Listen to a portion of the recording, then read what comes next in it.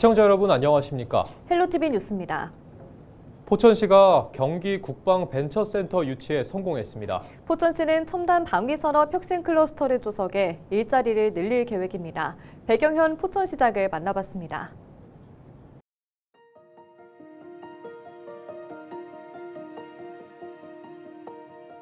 먼저 사실 이제 기대를 시민들께서도 많이 해주셨는데 경기 국방벤처센터가 우리 포천으로 확정된 것은 저희 14만 시민들하고 정말 축하하고 축하받아도 될 거라고 좀 생각을 하고 있습니다.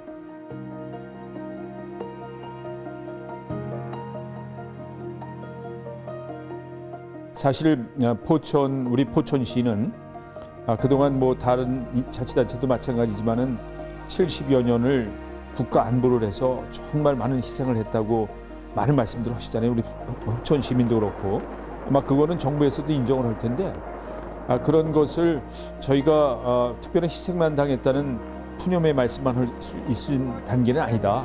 이제는 이런 것들을 활용을 해서 오히려 또 어떤 국방 방위 산업을 육성하는 그러한 소재로 삼아도 되겠다 하는 것에 착안을 해서 저희 포천시는 지난 민선 8기 3년 정도를 뭐 드론 사령부 유치라든가 또 그리고 각종 5군단이라든가 군부대와 함께하는 사업들을 많이 펼쳐왔죠.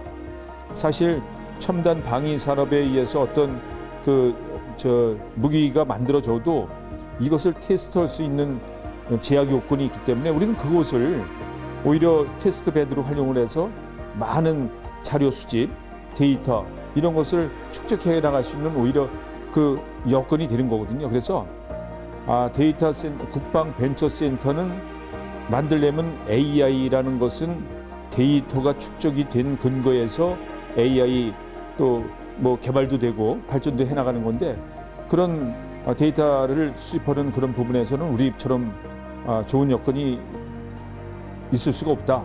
이런 것에 좀 차별적으로 많이 어필을 해서 지금까지 준비하고 있는 사항 그리고 포천시의 기존 사격장 등 군시설을 활용하는 방안 이런 것들을 저희가 적극적으로 어필을 해서 아마 심사위원들께서도 그런 게 좋은 그 점수를 좀 주면서 포천이 선정이 되지 않았나 이런 생각을 해봅니다.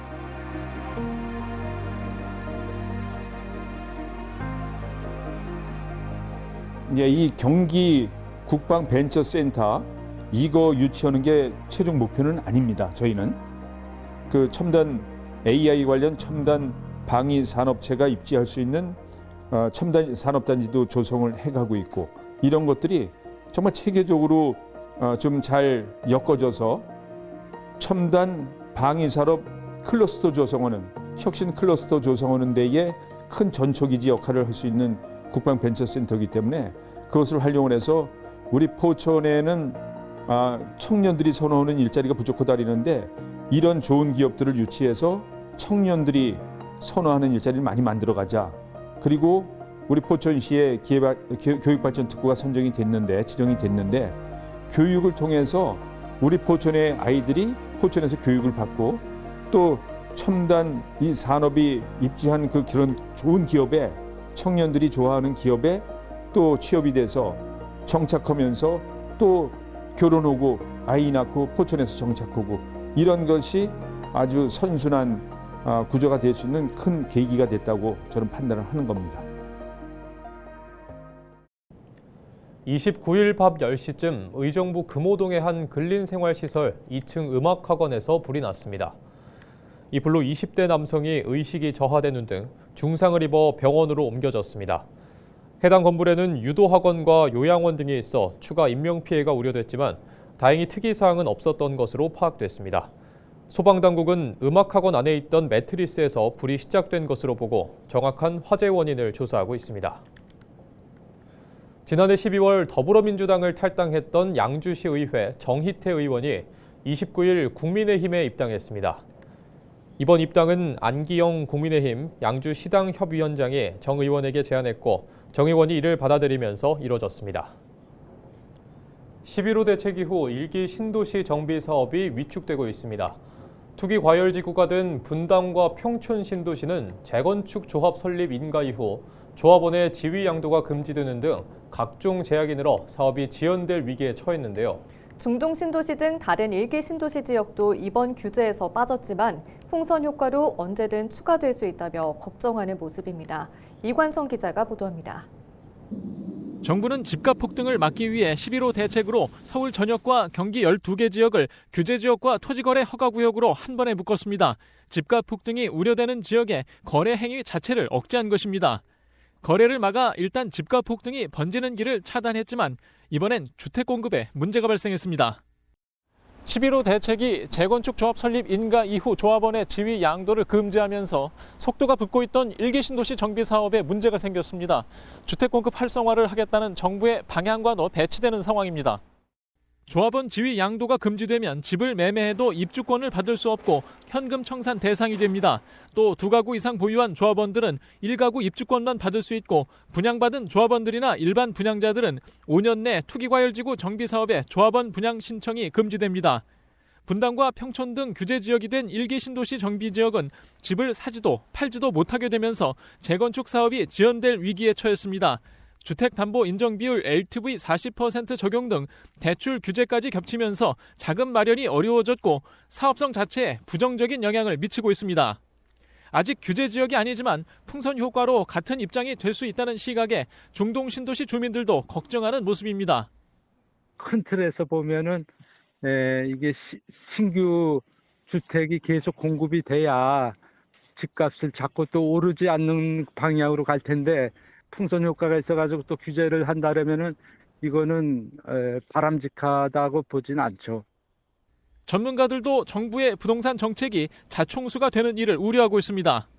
특히나 일기 신도시 지역의 정비 사업을 원활하게 추진하겠다는 것이 정부의 정책 방향이기 때문에 향후에 시간이 지나면서 정책 목표와 정책 범위에 부합하도록 일기 신도시의 정비 사업지 같은 경우에는 어느 정도 규제를 완화할 필요가 있습니다. 정부는 수도권 풍선 효과 상황에 따라 규제 지역 확대 여부를 판단할 계획입니다. 주택 공급이 시급한 상황에서 집값 폭등을 막기 위한 규제가 주택 공급을 가로막고 있습니다. 헬로티비 뉴스 이관서입니다. 부천시가 최근 중동 일기 신도시 특별정비 예정구역 주민을 대상으로 주민소통 간담회를 열었습니다. 간담회는 12개 특별정비 예정구역의 재건축 추진준비위원회, 입주자 대표회의 등이 참석해 주민 제한 안내와 마스터플랜 방향 등에 대한 의견을 나눴습니다. 부천시는 오는 12월 전체 주민을 대상으로 중동 일기 신도시 재정비 마스터플랜 설명회를 열고 주민 의견을 수렴할 예정입니다. 또 내년 5월까지 마스터플랜 수립을 마치고 이후 주민 제한 특별정비 계획 가이드라인 지침을 운영하는 등 행정 지원을 이어갈 방침입니다. 경기도는 지난 29일 북부청사에서 미분양 산업단지 합동대책회의를 열고 분양률이 저조한 동두천 국가산업단지와 연천 은통 일반산업단지 분양 활성화 방안을 논의했습니다. 이날 회의에서는 두 시군의 산업단지 조성 및 분양 현황을 공유하고 실효성 있는 해법을 고민했습니다.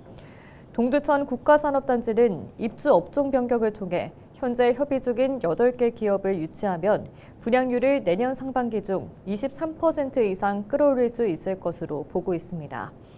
연천 BIX는 분양 촉진을 위해 할부 이자 면제, 선납 할인, 납부 기한 연장 등 3차 판매 촉진책을 추진합니다. 또 내년 상반기 중 입주 가능 업종 추가 및 관련 조례 개정 등 투자기업 지원 확대 방안을 검토하기로 했습니다. 신혼부부와 신생아 가정에 1,000원 주택을 제공했던 인천시가 이번엔 1% 대출이자 지원에 나섭니다. 인천시는 2025년 출생 자녀가 있는 가구 중 주택담보대출이 있는 내 집 마련 가구에 소득과 자녀 수에 따라 최대 1%의 이자를 지원하는 1.0 대출 사업을 시작했다고 밝혔습니다. 지난 9월 18일부터 신청을 받은 1.0 대출은 심사를 거쳐 오는 12월부터 지급할 예정인데요. 하루 1,000원의 임대료를 받는 1,000원 주택과 함께 신혼부부와 신생아 가정에 도움이 될 전망입니다. 최근 우리 문화와 음식에 대한 세계의 관심이 높아지면서 우리 고유의 브랜드 한우가 K푸드 대표 주자로 더욱 주목받고 있습니다. 지난 30년 동안 한우의 체질을 더 좋게 만들고 먹이 주는 방식도 과학적으로 바꿔온 노력이 있었는데요. 이다혜 기자가 평창 대관역에 위치한 국립축산과학원 한우연구센터에 다녀왔습니다. 30개월간 정성껏 자란 한우가 체중계 위로 올라갑니다. 무게는 800kg에 달하고 체형과 근육량도 균형 있게 자리 잡은 우량소입니다.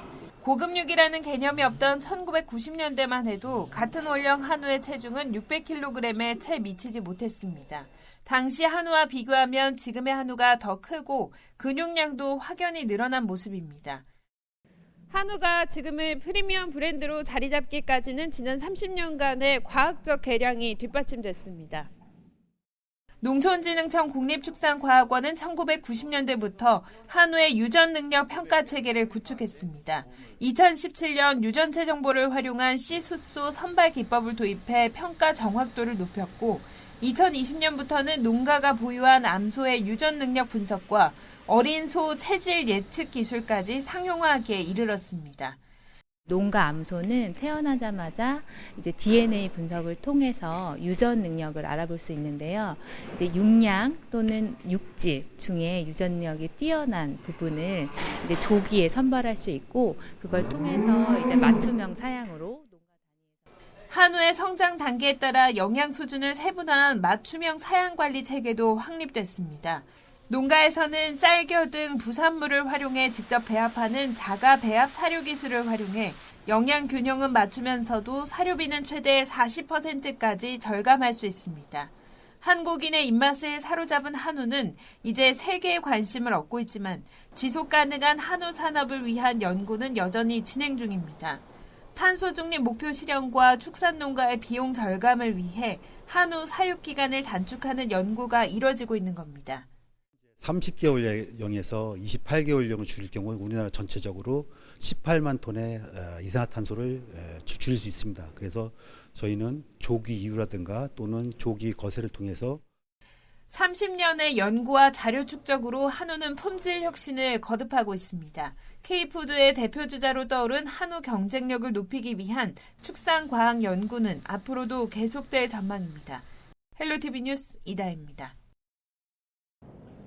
인천시가 전국 최초로 드론 영상을 기반으로 한 3차원 3D 입체 지도 서비스를 구축하고 내년부터 대시민 서비스를 개시합니다. 이번 사업은 서해 5도, 강화 북단, 공항 관제권역 등 비행 금지 구역을 제외한 대부분의 인천 전역을 대상으로 고해상도 드론 촬영을 통해 완성했습니다. 구축된 입체 지도는 다음 달 사업 준공 이후 인천시 지도 시스템에 탑재돼 내년 1월부터는 내부 행정반과 시민 공개 서비스로 운영될 예정입니다.